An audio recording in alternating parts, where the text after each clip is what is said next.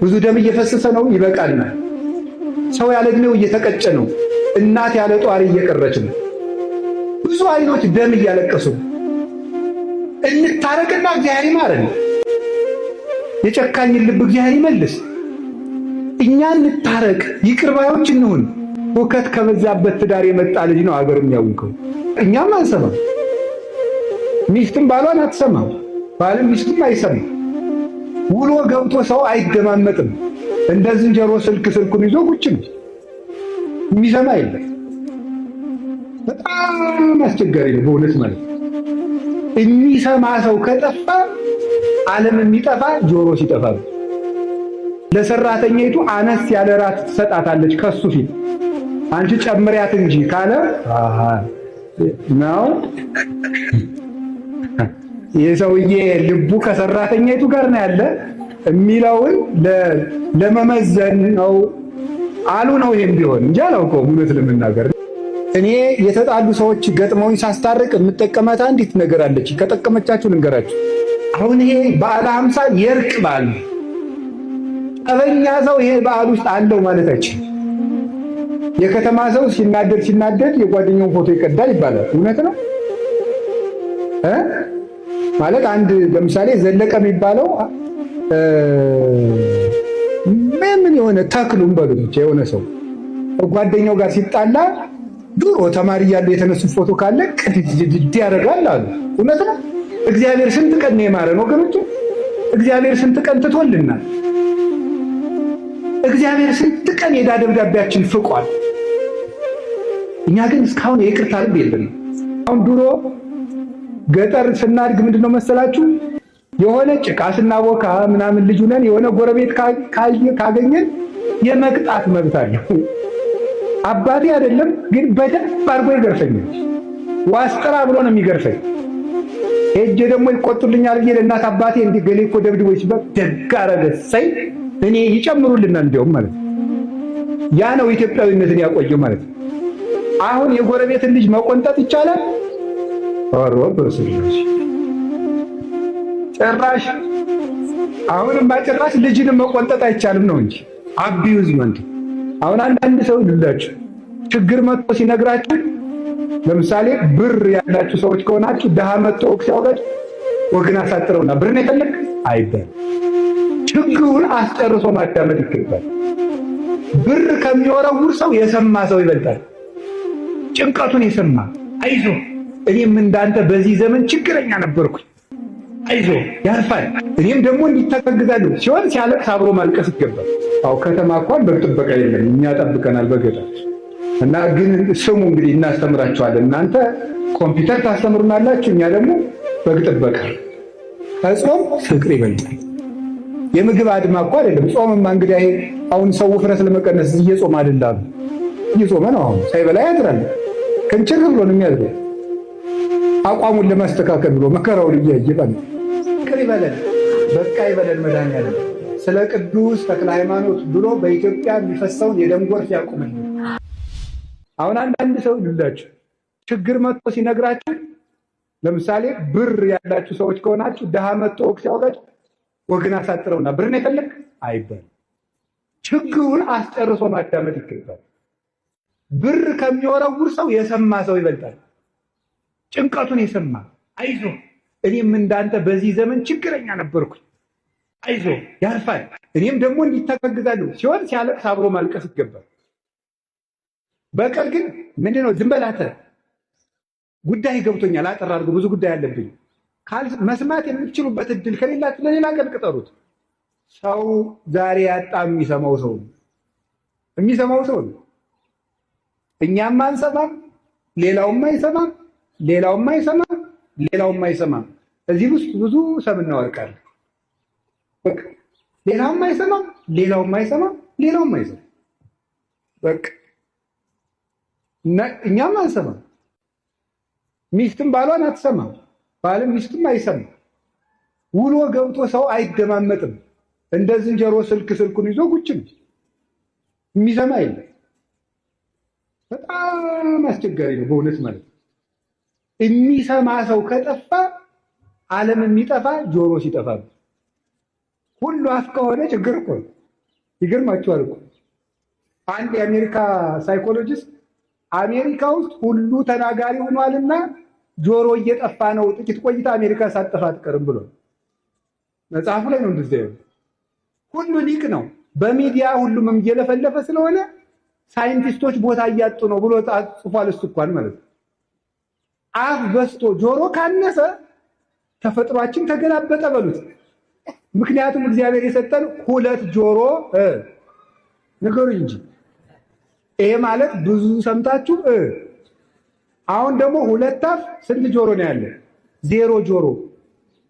ጆሮ የለም አፍ ብቻ ነው። በቃ ወጥቶ መለፍለፍ ወጥቶ መለፍለፍ ወጥቶ መለፍለፍ። እኔ ማን ይገርመኛል። በስመ አብ ወወልድ ወመንፈስ ቅዱስ አሐዱ አምላክ። ኧረ ኧረ ኧረ ኧረ ኧረ እንደ በርበሬ ይከነክናል ይሄ መለፍለፍ እንዴ! ነውር እኮ ነው። እውነቴን ነው።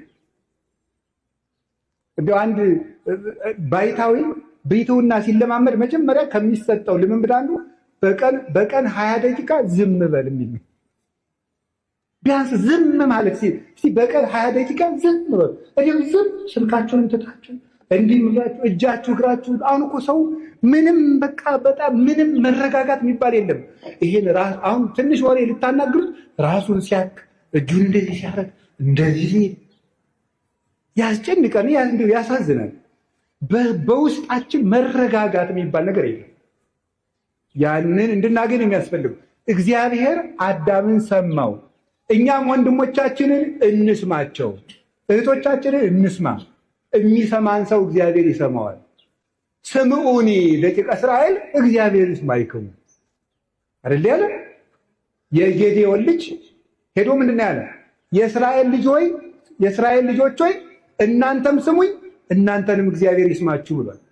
የሚሰማ ሰው ሰሚ ያገኛል። እግዚአብሔር አዳምን ሰማው። ተከትሎ ሄዶ አዳምን አባብሎ ታርቆት መጣ። አዳም በላ፣ ራስ ኮበለለ። እግዚአብሔር ያለበት ዛፍ ድረስ ተከትሎ መጥቶ ታረቀው። አሁን ዛሬ ታረቁ ሲባል እኔ አልታረቅም። ቀጥሎስ እንደው ትንሽ ሻል ያለ ሰው ካለ ባይሆን እሱ ይምጣ እንጂ ያለ ያጠፋ እሱ ይባል። እግዚአብሔር ግን መጥቶ ነው የታረቀ። አዳምን ተከትሎ ሄዶ ታርቋል። እኛ ሰው ተከትለን ሄደን መታረቅ ሲገባን እየተከተሉ ምሕረት የሚለምኑንን ይቅርታ የሚጠይቁንን ሰዎች እንኳን ይቅርታ እናደርጋቸው። ይሄ ታዲያ እግዚአብሔር ልጅ ያሰኛል? ስሳ ለሰላም ወዴግና ሰላምን ፈልጋት ተከተላት ይላል ቅዱስ ዳዊት። ፈልጋት ማለት ታረቅ፣ ተከተላት ማለት አልታረቅም ካለ ቤቱ ድረስ ተከትለ ሄደ ታረቀው። ለምነህ ታረቅ። አንተ ለምነህ ታረቅ። ሰውየው መምጣት ቢያቅተው ትዕቢት ነው እንደሚያደርገን። ውስጣችን ያለው ራስ ወዳድነት ነው እንዳንታረቅ የሚያደርገን። ስለዚህ የእግዚአብሔር ቤተሰቦች ተከትሎ ሄዶ የሚታረቅ መሸነፍ አይደለም። ኦርቶዶክሳዊ ሰው ተበድሎ ተከትሎ ሄዶ በር ቢዘጋበት አንኳክቶ የሚታረቅ ሰው ተሸናፊ አይደለም፣ እግዚአብሔርን ይመስላል። እርቅ መለመን እግዚአብሔርን ያስመስላል። እንዲሁ በሞት ያፈርሰውን ዛሬ የምነግራችሁ ዛሬ ከሰዓት ጀምራችሁ ለምናችሁ ቢሆን ታረቁ የተጣላችሁን ሰው። እንደዚያ ካደረገ የእግዚአብሔር ልጅ እንሆናለን። የእግዚአብሔር ልጆች ከሆን ደግሞ የእግዚአብሔርን ምሕረት እናገኛለን። ሳንታረቅ ምሕረት ብንለምን ኢትዮጵያ ምሕረት አታገኝም። ምሕረት የሌላቸው እየጨመሩ ነው የሚሄዱት። እርስ በርሳችንን ከታረቅን ግን ምሕረት ይገባናል። ለሀገር ምሕረት ያመጣል እግዚአብሔር። ሰው ከልጁ ጋር መታረቅ አቅቶት፣ ከጎረቤት ጋር መታረቅ አቅቶት፣ ከዘመዱ ጋር እንደ ቅዱስ ዮሐንስ አፈወርቅ ይላል እግዚአብሔር ጠላቶቻችሁን ውደዱ ቢለን ወዳጆቻችንን ስንጠላ ብንገኝ እንደምን ያለ ፍርድ ይጠብቀን ይሆን? ጠላቶቻችሁን ውደዱ ብሎን ወዳጆቻችንን ስንጠላ ከተገኘንማ እንዴት ያለ ፍርድ ይገባን ይሆን? አሁን እኮ እግዚአብሔር ያሳያችሁ፣ ክርስቶስ ያመልክታችሁ። ሰው ቤቱ ውስጥ ሰላም አጥቶ የሀገር ሰላም ይላል።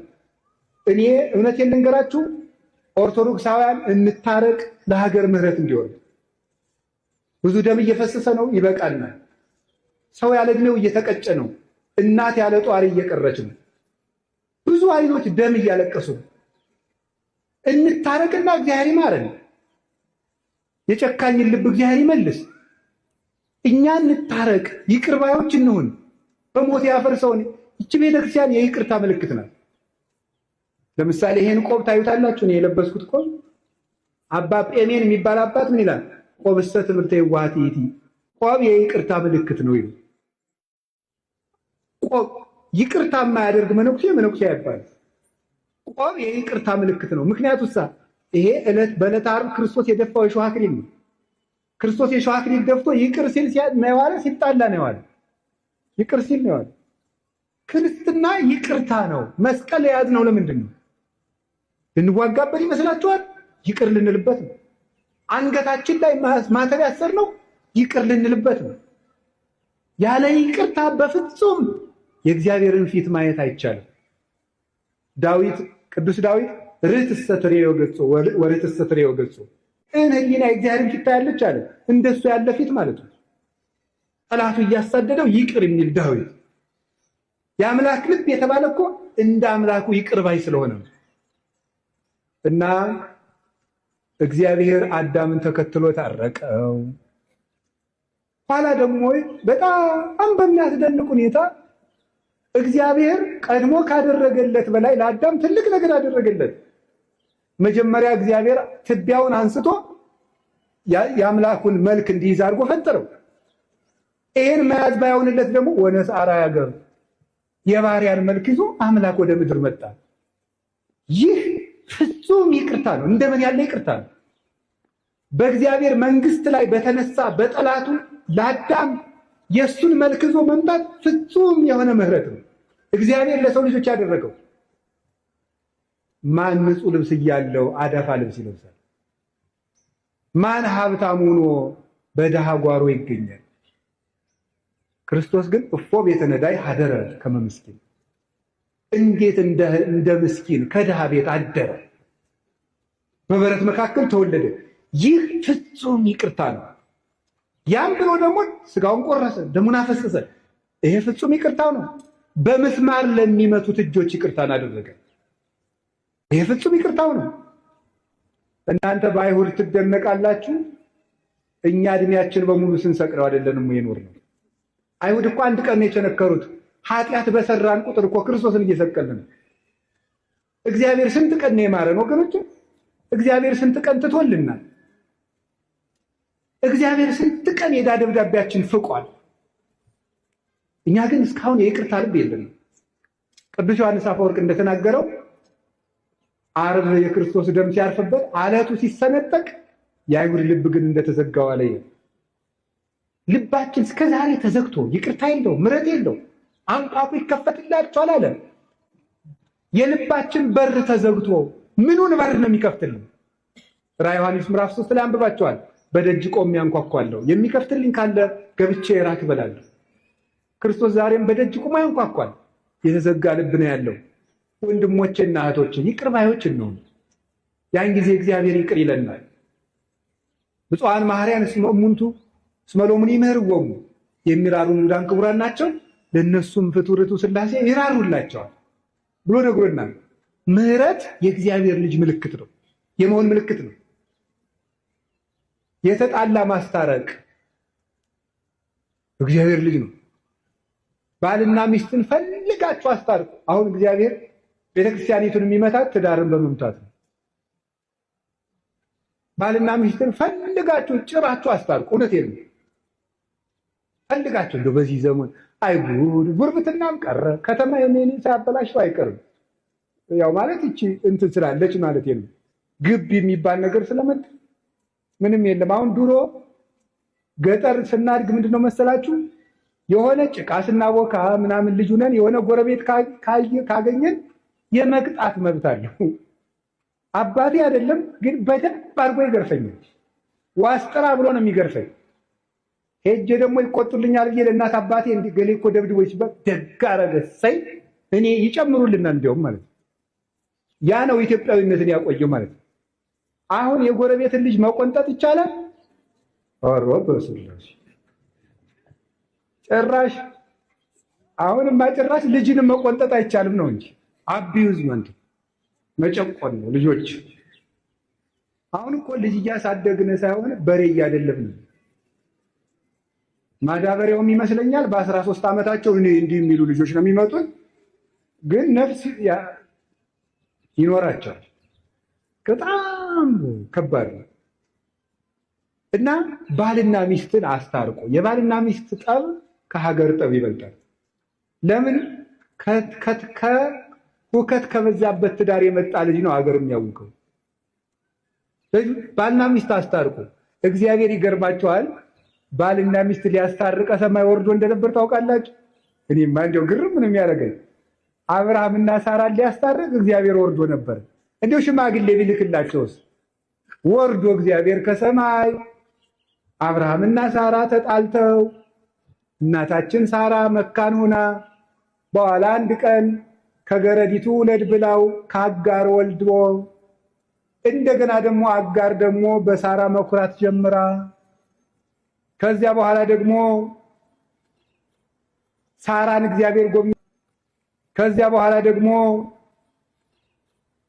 ሳራን እግዚአብሔር ጎብኝቷት ይስሐቅን ወልዳ ደግሞ ሳራ ደግሞ እንደገና ደግሞ ትንሽ ትዕቢት ነገር ጎብኝቷት ምን አደረገች? የኔ የእመቤቲቱ ልጅ ከባሪያ ልጅ ጋር አይጫወትም ብላ ጠብ። እንግዲህ ብዙ እንግዲህ ትዳር ጠብ የሚመጣው በሰራተኛ ነው። እኔ ካሁን ቀደም አስተምሬ ያውቃለሁ። ባልና ሚስት አንድ ቤት እየኖራችሁ በሰራተኛይቱ ምክንያት ጠብ ከመጣ ከሚስቶቻችሁ ጎን ቁሙ። ገብቷችኋል አይደለም? አዎ፣ ከባድ ነው። ሴቶቹ ልቡናቸው ቅን ነው፣ ግን ሰውን የሚወዳቸውን ሰው ፈተና ያቀርቡለታል ይባላል አሉ ነው እንግዲህ።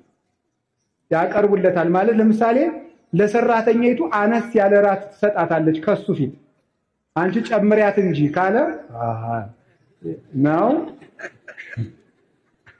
የሰውዬ ልቡ ከሰራተኛይቱ ጋር ነው ያለ የሚለውን ለመመዘን ነው አሉ ነው። ይሄም ቢሆን እንጂ አላውቀውም እውነት ለመናገር እና የዚያ ጊዜ ዝም ነው ማለት ያለብህ አንተ።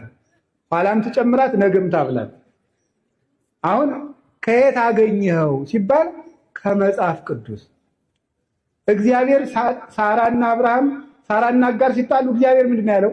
ሳራን ስማት አለ። ሰራተኛይቱ ምን ትበላለህ? አስወጣት። ከባድ ነው። ድሃ ግን አስለቅሶ አላልኩም። ሰራተኛ ጨቁኖ አላልኩም። እሷ እንዴት ትሆናለች? ሸኛት፣ ለእሷ ምን ያለውላት አለ። እሷ የወለድከውንም እባርክልሃለሁ አለ። ሸኝቶ ሰደዳት። አሁን ጉዳዩ ስለ ሳራ፣ ስለ አጋር፣ ስለ አብርሃም ርዕሳችን አይደለም። የገረመኝ የአንድ ባልና ሚስት የአንድ አባውራ ጠብ እግዚአብሔር ገዶት ከሰማይ ወርዶ ባልና ሚስት ሲሸመግል መገኘቱ ነው። ምክንያቱም እግዚአብሔር የእርቅ አምላክ ነው። የጠብ ትንሽ የለም። የዓለማት ጌታ ሁለት ሰው ሊያስታርቅ ከሰማይ ወርዶ መጣ። ያይገርማችሁ? እርቅ ቀላል ነው። እግዚአብሔር ከሰማይ የወረደበት ርዕሰ ጉዳይ ነው እርቅ። ክርስቶስ ሰው የሆነው ሊታረቅ ነው። እርቅ ትልቅ ነገር ነው። ከቃሉ ጋር ናችሁ? ከቃሉ ጋር ናችሁ? እግዚአብሔር ከሁላችን ጋር ይሁን። በቅዱስ መጽሐፍ ፊልሞና መልእክት የሚባል ታውቃላችሁ አይደል? እስኪ የማታውቁት ፊልሞና መልእክት የሚባል እስኪ ሰምቶ የማያውቅ እጁን አውጡ። ካሜራውን ተው እናንተ ተው። ከቤታችን ይከደን። እግዚኦ መቻላችሁ እናንተ። እንዲሁ እውነቴን እኮ ነው። እንዲሁ ነውር አይደለም። እስኪ ጥያቄ ልጠይቃችሁ፣ ሌላ ጥያቄ ልጠይቃችሁ። ሊዮናርዶ ዳቪንቺን የሚያውቅሽ አውጡ። ሊዮናርዶ ዳቪንቺን የሚያውቅ ሞናሊዛን የሳላት ማለት ወይ? በሁለቱም እንዲያላችሁ እንዴ? አውጡ ሞናሊዛ። ይሄን እዚህ ላይ በርታለ። አሁን ሊዮናርዶ ዳቪንቺን እያወቃችሁ የአምላካችሁን መጽሐፍ አታውቁም? ነውር አይደለም? ነውር ነው። ተው በሞት እንተዋወቅ ከእግዚአብሔር ጋር። የእግዚአብሔርን መጽሐፍ እንዴት ነው የማታነቡት?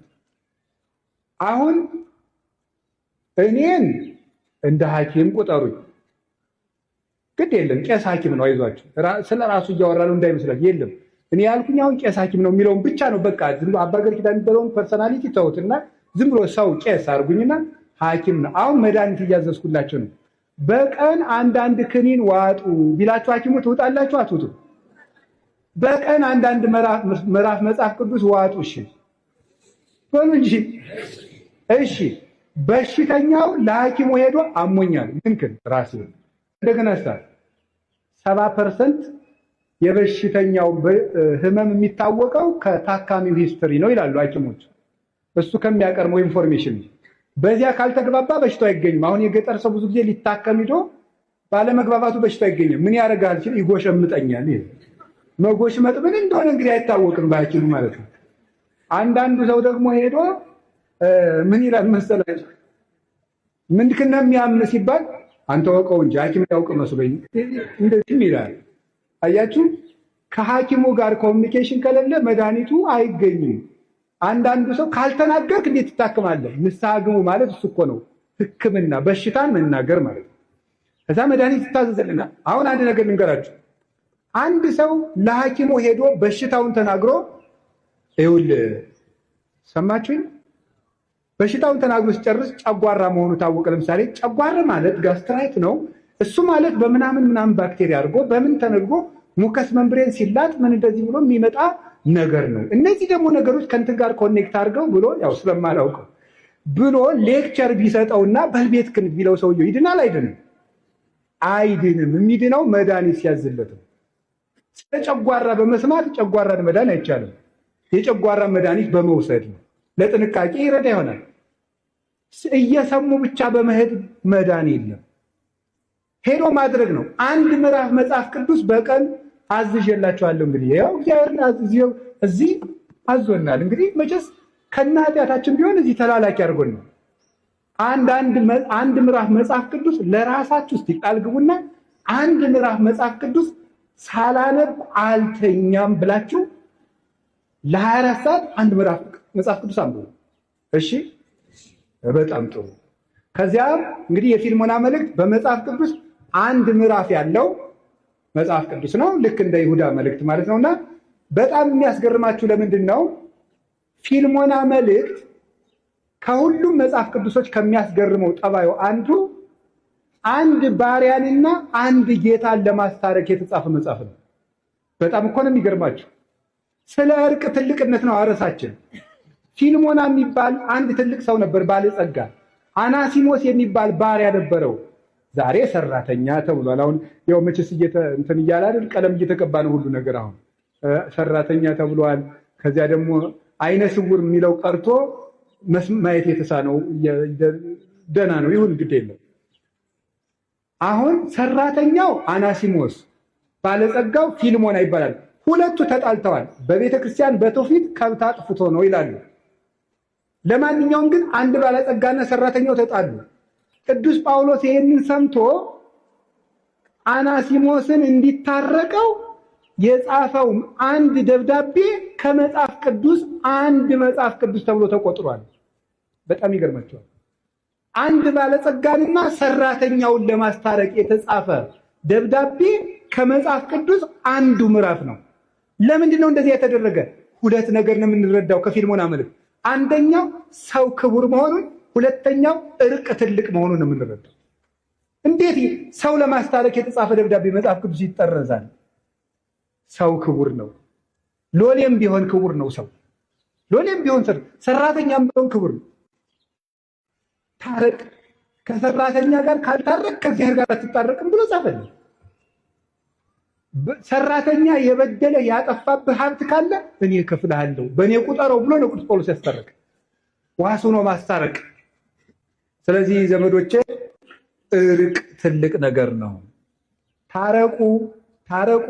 እርቅን የሚያደርጉ ሰዎች ብፁዓን ናቸው። እስኪ አንድ ጥያቄ ልጠይቃችሁ። አንድ ንጉሥ ፎቶ ይለጠፋል።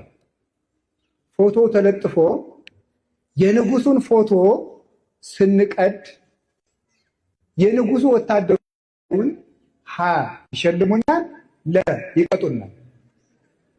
መምጣቱ እንጂ አቤት! ለምን አቤት! የከተማ ሰው ሲናደድ የጓደኛውን ፎቶ ይቀዳል ይባላል። እውነት ነው ማለት አንድ ለምሳሌ ዘለቀ የሚባለው ምን የሆነ ተክሉም በሉት የሆነ ሰው ጓደኛው ጋር ሲጣላ ድሮ ተማሪ እያሉ የተነሱ ፎቶ ካለ ቅድድ ያደርጋል አሉ። እውነት ነው ሳይሆን አይቀርም። ጥያቄው ፎቶውን የሚቀደው ማንን በመበቀል ነው? ነገሩኝ እንጂ ፎቶውን በመናቅ ማንን እየናቀ ነው? በጣም ጥሩ። እንግዲያማ ሰው የማን ምስል ነው? ስለዚህ ሰውን ስንንቅ ማን ነው የምንንቀው? እግዚአብሔር ነው የምንንቀው።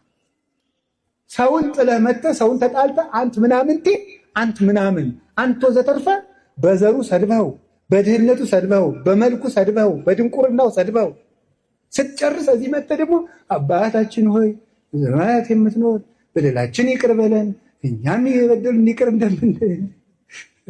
ተው እንጂ። አንድ ካህን ሁለት ሰዎችን ለማስታረቅ ተቀምጠው ቢሉ አልታረቅላቸው አሉ። በሉ ለጸሎት እንነሳ አሉ። ለጸሎት ተነሱ። በሉ አባታችን ነው የሚል አባታችን ነው። ሳይታረቁ ነው እኮ በሰማያት የምትኖር ስምህ ይቀደስ፣ መንግስትህ ትምጣ፣ ፈቃድ በሰማይ እንደሆነች እንዲሁም በምድር ትሁን፣ የዕለት እንጀራችንን ስጠን ዛሬ፣ በደላችንን ይቅር በለን እኛም በሕግ አምላክ እዚህ ላይ ያቆሙ አሉ ይባላል። ገብቷቸው ለምን እኛም የበደሉንን ምን የሚላለው ይቅር እንል ዘንድ የሚላለው። እግዚአብሔር ላይ ለምን ድራማ ትሰራለህ? ታረቅ። አቡነ ዘበሰማያትን አለማለት ኃጢአት ነው። ሳይታረቁ አቡነ ዘበሰማያት ማለት ደግሞ በእግዚአብሔር ላይ መዘበት ነው። እግዚአብሔር ደግሞ አይዘበትበትም አይደል ያለ ቅዱስ ጳውሎስ። ስለዚህ ሁላችንም እንታረቅ፣ ከዛሬ ጀምሮ እንታረቅ። እኔ የተጣሉ ሰዎች ገጥመውኝ ሳስታርቅ የምጠቀማት አንዲት ነገር አለች። ከጠቀመቻችሁ ልንገራችሁ። ሁለት ሰው ልታረቁ ተቀምጠው እምቢ ካሉኝ፣ አይ አባ አልገባህም፣ ሰውየው እኮ እንዲህ ያደረገኝ ሰው ነው፣ እንዲህ ያደረገኝ ሰው ነው፣ እንዲህ ያደረገኝ ሰው ነው፣ እንዲህ ያደረገኝ ሰው ነው ሲለኝ አንድ ጥያቄንም ጠይቅ፣ ከክርስቶስ ትበልጣለህ ነው የምለው። አልበልጥም። እንግዲያስ እግዚአብሔር እንዲያደርጉ ተደርጎ ምን ብሏል? ታርቋል። ብዙ ባልና ሚስት በዚች ንግግር ታርቀውልኛል። ከክርስቶስ ትበልጫለሽ፣ ከክርስቶስ ትበልጣለህ እላለሁ። አልበልጥም ካልክ ታረቅ፣ አልታረቅም ካልክ እንዲሁ ከሆነም ደግሞ እሱ ይምጣ፣ ከሆነም ደግሞ እሷ ትምጣ አይባልም። ሄደህ ታረቅ።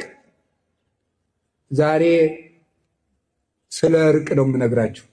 የጻድቁ ቤት የእርቅ ቤት ስለሆነ አባታችን አቡነ ተክለ ሃይማኖት ዓርብ ቀን አይደለ አንድ ሰውዬ መጥቶ የጣዖት አምላኪ ልጅ መጣ። ከዚያ በኋላ ውሃውን ባርከው ወተት አድርገው ጠጣ አሉት። አይ መርዝ ልትሰጡኝ ስለምትችሉ ቅመሱልኝ አሉ። ደቀ መዝሙራቸውን ቅመስለት አሉት። እንዲህ አባታችን በጾሙ አሉ። ልጄ ከጾምማ ፍቅር አይበልጥም አሉ አቡነ ተክለ ሃይማኖት። ከጾም ፍቅር ይበልጣል። የምግብ አድማ እኮ አይደለም። ጾምማ እንግዲህ አሁን ሰው ውፍረት ለመቀነስ እየጾም አይደላሉ። እየጾመ ነው። አሁን ሳይበላ ያድራል። ከንችር ብሎ ነው የሚያድረው። አቋሙን ለማስተካከል ብሎ መከራውን እያየ ማለት። የጾምማ ጉዳዩ ፍቅር ነው። ፍቅር ከጾም ይበልጣል። ስለዚህ የእርቅ ቤት ላይ ነው የቆመው። የተክለ ሃይማኖት ልጆች ከሆን እንታረቅ። ዛሬ ጀምራችሁ ሄዳችሁ ታረቁ። ሰው ልካችሁ የተጣላችሁትን ይቅር ባዮች ሁኑ። ቤታችሁን ይቅርታ አስለምዱት። ሕፃናትን ሳይቀር ይቅርታ የመጠየቅ ልምድ በቤታችሁ ገንቡ። ባለትዳሮች ሕፃኑን ልጃችሁን የ5 ዓመቱን ልጅ እናንተ ካጠፋችሁ ይቅርታ ማለት አለባችሁ። ነገ ይሄ ልጅ ይቅርታ ይጠይቃል ማለት ነው። ይቅርታን ያውቃል። ባል ከልጆቹ ፊት ሚስቱን ይቅርታ ብሎ ማሳየት አለበት። ሚስት ከልጆቿ ፊት ይቅርታ፣ ነገ እሱ ባል ሲሆን ሚስቱን ይቅርታ እንዲጠይቅ፣ ነገ እሷ ሚስት ስትሆን ባሏን ይቅርታ እንድትጠይቅ። ይቅርታን ስላልተማርን ነው አሁን ይሄ ተራራ ልብ ይደርግ ብለን እንደ ዶሮ አውራ ዶሮ ነው እንደዚህ ኩፍስ የሚለው አውራ ዶሮ ይመስል ልባችንን አሳብጠን ነገ ክርስቶስ ለሚንደው። የእግዚአብሔር ልጅ የሚያደርገን እርቅ ነው። አሁንም ስለ እርቅ ትልቅ ነገር፣ ሰውን መንቀፍ፣ በሰው ቂም መያዝ፣ ወንድምን መጸየፍ እግዚአብሔርን ከኛ ይሰውረዋል። ይገርማቸዋል። ሰውን በልብ ራሱ መታዘብ።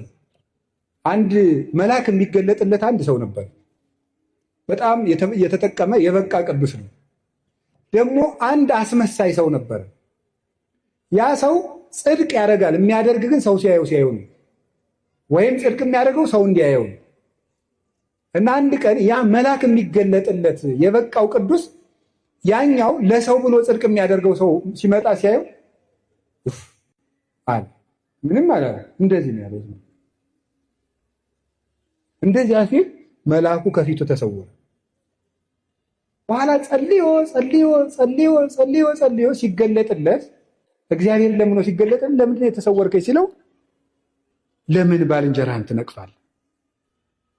ዛሬ ለሰው ብሎ ጽድቅ ቢሰራ ነገ ለእግዚአብሔር ብሎ መሰራት ይጀምራል። ልጅም እንደ ዕድሜው ነው የሚያስበው፣ ኃጢአተኛም እንደ አቅሙ ነው የሚያስበው። ማሳደግ ነው እንጂ መወርወር ምን ያደርጋል ነበር ያለው። ስለዚህ የእግዚአብሔር ቤተሰቦች ሰው ምን እንደሆነ ማን ያውቃል? የሰውን ልብ ማን ያውቀዋል? ጥልቅ ነውና ብሏል ነቢዩ ኤርምያስ። የሰውን ልብ የሚያውቅ የለም። ሰው ምኑ ነው ሰካራም እንደሆነ በምን ታውቃላችሁ? ዘመን ጥሎት ይሁን አጥቶ ይሁን በአስተዳደግ ተበድሎ ይሁን አደጋ ደርሶበት ይሁን ጎዳና ላይ የወጣ በምን እንደሆነ በምን ታውቃላችሁ? አናውቅም። ለማናውቀው ወንጀል እንዴት ፍርድ እንሰጣለን? ምክንያቱን እናውቃለን። እኛ እገሌ ለምን ሰካራም እንደሆነ አናውቅም እኮ። ሰው ወዶ ሌባ ይሆናል ብላችሁ ነው? የሚሆንም ይኖራል። እንዘንለት ገሃነምን ባያውቅ ነው ብለን እንላለት። እንታረቅ፣ ሰውንም እናስታርቅ። ብዙ ስለ እግዚአብሔር ልጅነት ላስተምር የፈለግኩት ብዙ ነበር፣ ይበቃኛል። በባለ 50 እስከ 6 ሰዓት ላጾማችሁ አልፈልግም። ስለዚህ መድኃኔዓለም የሚታረቅ ልብ ይስጠን፣ ታርቀን ደግሞ እሱ ይታረቀን፣ ይቅር ይበለን፣ በቃ ይበለን። መድኃኔዓለም ስለ ቅዱስ ተክለ ሃይማኖት ብሎ በኢትዮጵያ የሚፈሰውን የደም ጎርፍ ያቁምልን፣ ሰላም ያሳየን፣ የሰላም ብርሃን ይላክልን። በተዘጋ ቤት ላሉ ደቀ መዛሙርቱ የትንሣኤውን ብርሃንና ሰላም የሰጠ ጌታ ለሀገራችንም የፍቅር፣ የሰላም፣ የአንድነት ብርሃን ይላክልን።